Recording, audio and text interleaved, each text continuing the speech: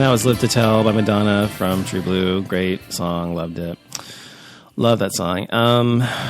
Keeping with ballads, Madonna is a master balladeer. She really has written some amazing ballads throughout her career. I mean, she made an entire record or album of ballads called Something to Remember in the 90s.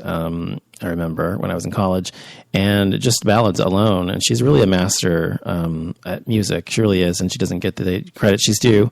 But this next song was a departure for her from her previous album, Erotica, because of the backlash she got commercially for it as well as critically for being so over-sexualized and kind of overexposed during the sex book and Erotica and Justify My Love and all those things. So she wanted to soften her image, and so she began that with I'll Remember, which is a great song as well, another ballad that's great. And she continued that track with her next album, Bedtime Stories, and it's a great album. I love it. It's more R&B. A lot of people who don't like Madonna as a pop star liked this album because it was R&B, and it kind of crossed over in some ways. Anyway, the first time I heard Take a Bow, I knew it would be number one, and it was.